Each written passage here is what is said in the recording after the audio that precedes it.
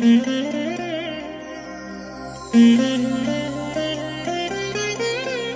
దినం పరము నుండి దిగివచ్చు మాట. ఇది నీ జీవితానికి వెలుగుల బాట. నీ ఒడిలో ఉంచబడిన దీవెనల మూట, అద్భుతాల ఆనంద ఊట. జూలై 10.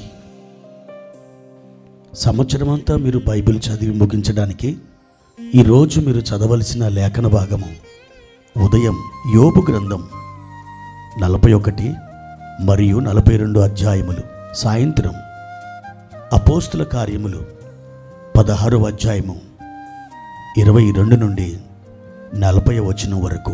ప్రియమైన దేవుని బిడ్డలారా, ఈ ఉదయకాల సమయంలో ప్రభు యొక్క సన్నిధి, ఆయన కృప మీకు తోడైనగాక.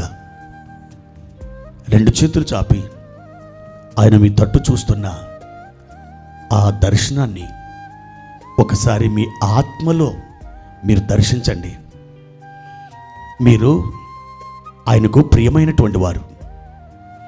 ఆయన నిత్యము మిమ్మల్ని అమితముగా ప్రేమిస్తున్నాడు.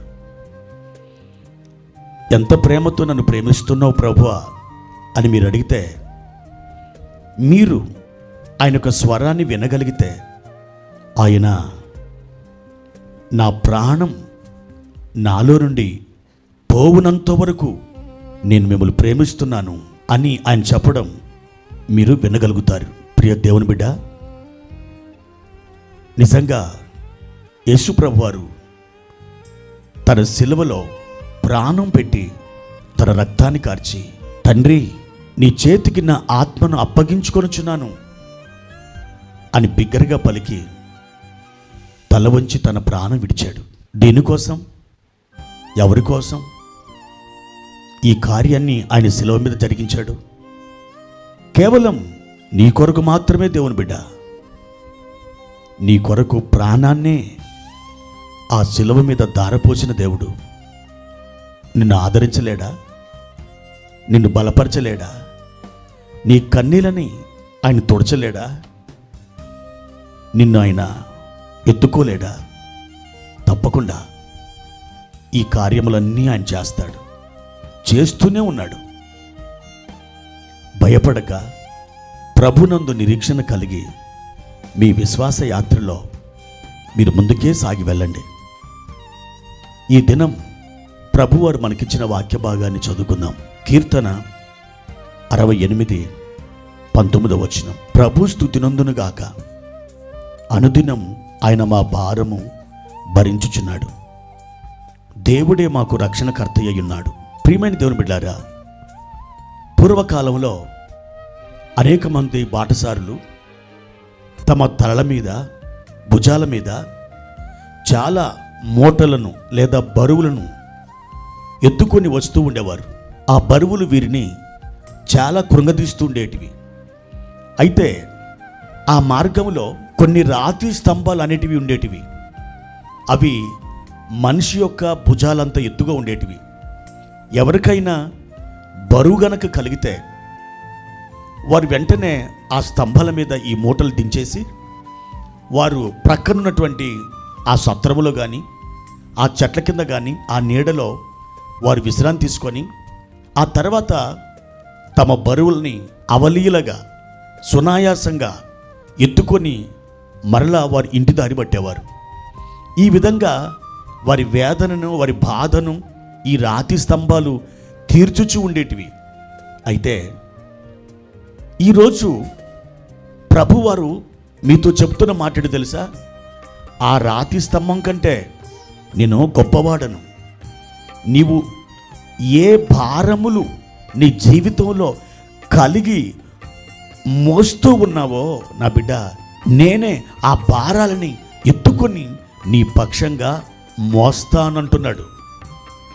అవును, మన భారములను అనుదినము ఆయన భరించువాడుగా ఇక్కడ మనకి ప్రత్యక్షపరచబడుతున్నాడు. ఏ భారాన్ని భరిస్తున్నావు? రోగాన్ని గురించిన భారమా? శాపమును గురించినటువంటి భారమా? ఆర్థిక సమస్యలను గురించినటువంటి భారమా? అవమానము, నింద అనే భారమా? ఏ విధమైన భారాన్ని మీరు భరిస్తున్నారు? అయితే ప్రభు అంటున్నాడు, బిడ్డ, నీ బరువుని, నీ భారాన్ని నాకు ఇచ్చేయి, నేను మోస్తాను. నీవు నా వెనుక నా అడుగులలో అడుగులు వేస్తూ రమ్ము, నీవు క్షేమకరమైన చోటుకు వెళ్ళునట్లుగా నేను నడిపిస్తాను. ఎంత గొప్ప అభయం, ఎంత గొప్ప వాగ్దానం ప్రభు ఈ ఉదయకాలం మీకు ఇస్తున్నారు. మీ చింత యావత్తును ఆయన మీద వెయ్యండి. తప్పకుండా మీ చింతలను ఆయనే మోసుకుంటూ వెళ్తాడు. మీరు ఆయన వెనుక సంతోషంతో నడుస్తూ వెళ్ళండి. ఎందుకనంటే మిమ్మల్ని సృష్టించింది ఆయనే. మీకు ఏ సమస్యలు వస్తాయో ఎరిగింది కూడా ఆయనే. ఆ సమస్యల్ని ఎలా పరిష్కరించాలో తెలిసినవాడు కూడా ఆయనే. కనుక దేవుని బిడ్డ, ఒక వస్తువును తయారు చేసినటువంటి వానికి ఆ వస్తువును గురించినటువంటి ప్రతి చిన్న విషయం ఎలాగూ తెలుసో నీ గురించి కూడా దేవునికి అలాగే తెలుసు. కనుక నీ భారాలేమిటి, నీ బరువులేమిటి, నీ చింత ఏమిటి? నా బిడ్డ, నా మీద వెయ్యి, నేను మోస్తాను. నీకు సంతోషాన్ని ఇస్తాను, నీకు సమాధానాన్ని దయచేస్తాను. నీవే మోసుకుంటూ అలసిపోయి నీ జీవిత యానంలో కృంగిపోతున్నావా? నా బిడ్డ, నా తట్టు చూడు, ధైర్యం తెచ్చుకో, విశ్వాసముతో అడుగులు ముందుకు వేయి. నిశ్చయముగా ఎన్ని అగాధాలు నీకు ఎదురైనా ఆ అగాధాలన్నిటిలో నిన్ను దాటించి విజయపు తీరానికి చేర్చువాడును నేనే. నీ అవమానాలు నిందల్ని ఘనతలుగా చేసేది నేనే. నీ కన్నీరుని, దుఃఖాన్ని నాట్యములుగా మార్చేది నేనే. రాబిడ్డ, నా తట్టు చూడు, నా మాట విను, నీ భారాలన్నీ నా మీద మోపు. ఒక అద్భుతమైనటువంటి వాగ్దానం, అద్భుతమైన ఆహ్వానం ఈవేళ ప్రభు మీకు ఇస్తున్నారు. మరి మీరు అలాగ చేస్తారా? అయితే ఈ ప్రార్థనలో నాతో ఏకీభవించండి. ప్రియమైన తండ్రి, మీ పరిశుద్ధమైన నామానికి వందనాలు. ఈ ఉదయకాల సమయంలో మీరు అద్భుతమైన వాగ్దానం మాకు అనుగ్రహించి మా భారములన్నిటినీ మోయు దేవునిగా మిమ్మల్ని మీరే ప్రత్యక్షపరుచుకున్నారు. మా తండ్రి, మా జీవితానికి ఒక శుభ నిరీక్షణ కలుగునట్లు మీ మాట మాకొక ఆదరణను, ధైర్యాన్ని, ప్రోత్సాహమును కలిగించింది నాయన. మా ప్రియులను విజయపు తీరాలకు తీసుకుని వెళ్ళండి. వారిని ఓదార్చండి, బలపరచండి. మీ అద్భుతమైన హస్తాలు చాపి వారిని ఆశీర్వదించండి.